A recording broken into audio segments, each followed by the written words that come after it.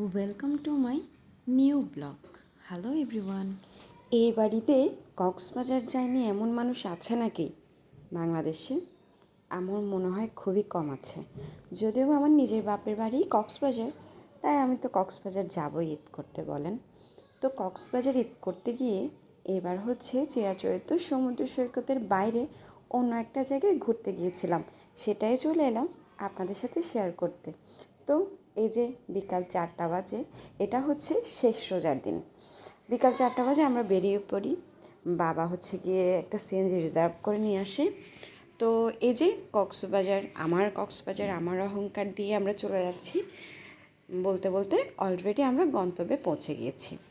এই তো সর্বোচ্চ ধরেন 25 থেকে 30 মিনিট লেগেছে কক্সবাজার সদর থেকে Ramu Mithachhari Cox's Bazar international amusement park পৌঁছাতে।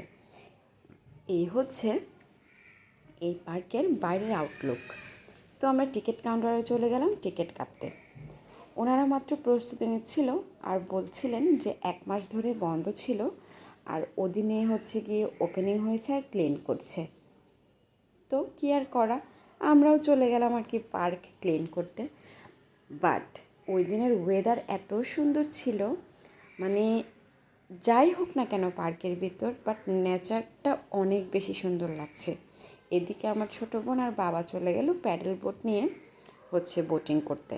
তো আমি হচ্ছে একটু ভিউ নিচ্ছিলাম, কারণ আকাশটা এত বেশি সুন্দর ছিল, আমার বারবার ইচ্ছে করছিল যে আমি আকাশের ভিডিও করি আর ছবি তুলি। তো এই যে আমার ডান্স পার্টনার, আমরা মা ছেলে একটু ডান্স করে নিলাম এখানে।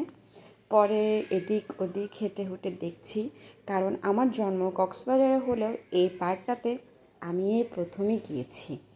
কখন থেকে আসলে এই পার্কটা হয়েছে আমি তাও সঠিক বলতে পারবো না। বাট ওদিন ক্লিনিংয়ের কারণে যেহেতু সব রাইড বন্ধ ছিল, আমার ছেলেকে ঘোড়ায় দোলনায় বসানোর পরেও নিজেরাই একটু ধাক্কা দিয়ে চালিয়ে নিলাম আর কি। এই যে এখানে ফটো সেশন চলছে। তো প্রায় 5:30টার দিকে আমরা ওইখান থেকে বের হয়ে পড়ি। এবার হচ্ছে একটা কক্সবাজারের বিখ্যাত টমটম রিজার্ভ করে যাচ্ছিলাম। এই পাশে নেচারটা খুবই সুন্দর, একদম গ্রামের মতো, আর সেই গ্রামীণ পরিবেশে ছিল পার্কটা। তো যাই হোক, চলে এলাম হচ্ছে বিচে এসেই দেখলাম এই প্লেন আমাদের মাথার উপর দিয়ে চলে যাচ্ছে, তাই এটাও একটু ভিডিওতে নিয়ে নিলাম। তো পৌঁছে গেলাম, আর এই বিচের তো প্রচুর বাতাস। তার উপর যেহেতু রমজান মাসের একদম শেষ রোজা ছিল এবং ইফতার ডে ছিল, এখানে এসে দেখলাম তিল পরিমাণ জায়গাও নেই যে একটা সিঙ্গেল কোথাও ছবি তুলবো। তাই কি করছি, ভিডিও করছি। এই যে শেষ রমজান ইফতারটা সবাই তাদের ফ্যামিলি নিয়ে বেশিরভাগই এসেছে এবার বিচে ইফতার করার জন্য। দেখে খুবই ভালো লাগছে, ছোট ছোট ছোট ছোট সব বাচ্চারা, আর হচ্ছে তাদের মা বাবা ফ্যামিলি, আর হচ্ছে ট্যুরিস্ট তো আছেই অনেক বেশি।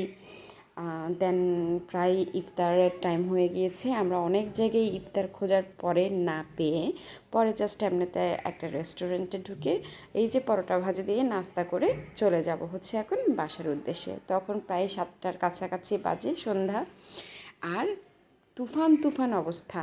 অনেক জায়গায় তো বৃষ্টিও পড়েছিল সেদিন। তো ঠান্ডা বাতাস, আমার ছেলের ব্যাটারিতে চার্জ হয়েছে, সে অনেক হ্যাপি ছিল। দেখেন কী পরিমাণ বাতাস, যে চুলগুলাও উঠছে।